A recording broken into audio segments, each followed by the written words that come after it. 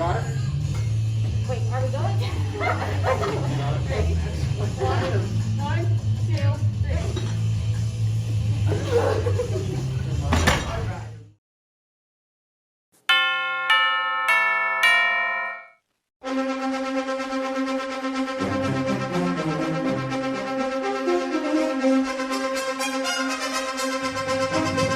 Live from home, this is a Bulldog TV News special report.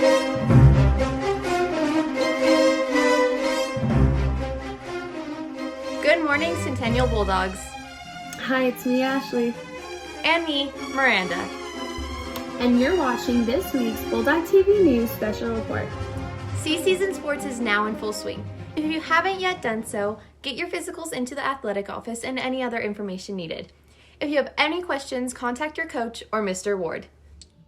Spring break is coming, and along with it, the end of third quarter. Please make sure you are staying up to date with any and all assignments. If you have any problems, please contact your teachers ASAP.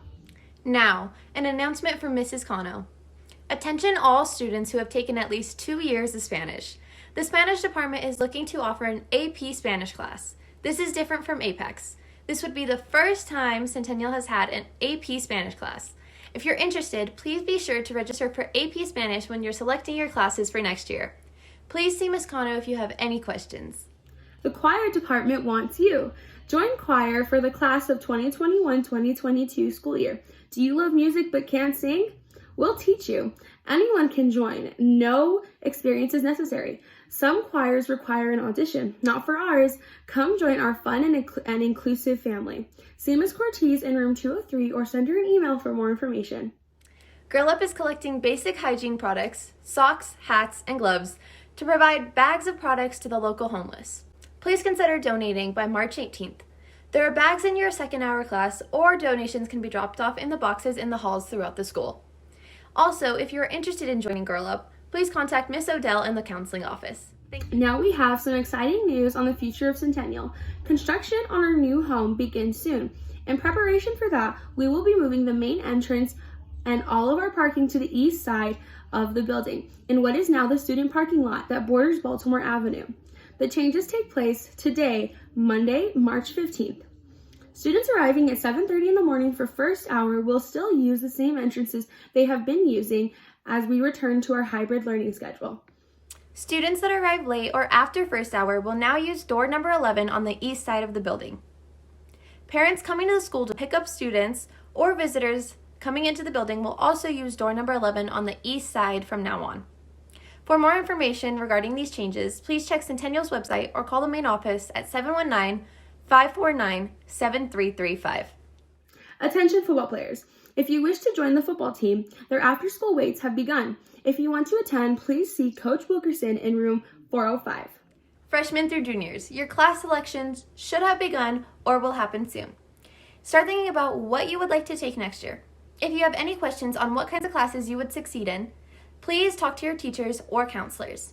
For more information about all of Centennial's academic departments, please click the link that's down in the description below this video. Now let's get a weather update. Here's your weatherman, Greg.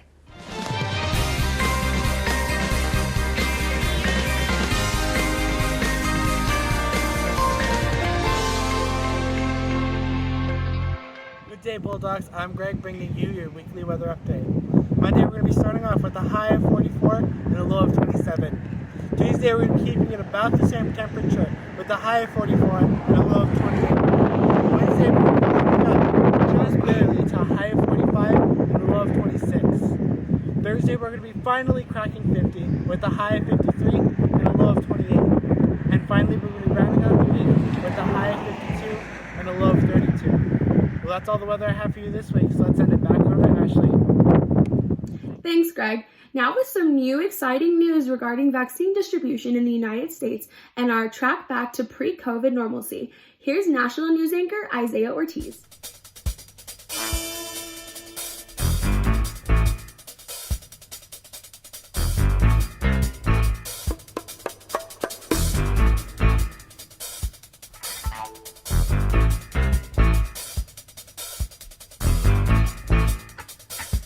Good morning, Bulldogs. I'm Isaiah Ortiz, and this is Bulldog TV National News. In today's news, the Centers for Disease Control and Prevention, otherwise known as the CDC, has released the first official set of guidelines for people that have been fully vaccinated against COVID-19.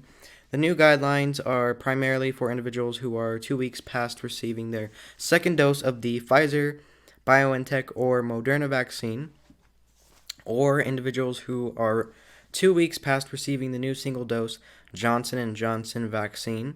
The guidelines state that vaccinated people can now gather indoors without wearing masks or remaining 6 feet apart with other vaccinated people, while also allowing one non-vaccinated household to join them in the same manner with no active prevention protocols in place. The CDC guidelines still caution against medium or large gatherings of a mixture of both vaccinated and non-vaccinated people. If you have been vaccinated, it's highly recommended that you still wear a mask in public and continue to maintain and practice the 6 feet social distancing. The CDC is still saying that you should heavily limit travel for the time being, whether you're vaccinated or not as well. In other news, Colorado will be moving to the next vaccination eligibility phase soon, starting on March 19th.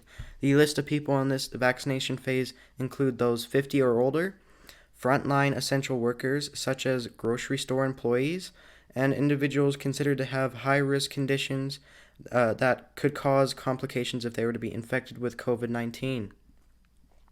Nationally, the United States is administering roughly 2.4 million doses nationwide per day, totaling just over 100 million doses administered to the public as of Sunday.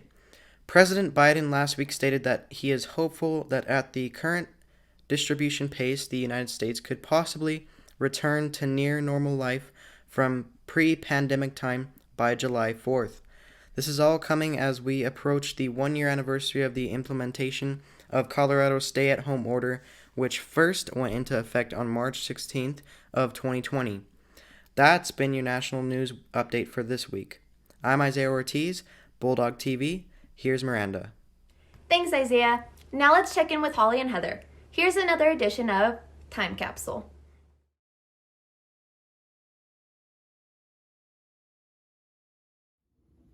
Hey Bulldogs! Today on Time Capsule, we will be discussing the Ides of March. The Roman calendar, which dates back to 753 BCE, had 3 fixed points throughout the month: Nones, Ides, and Calends. Ides took place around the midpoint of each month, occurring on the 13th or the 15th. In March, it took place on the 15th.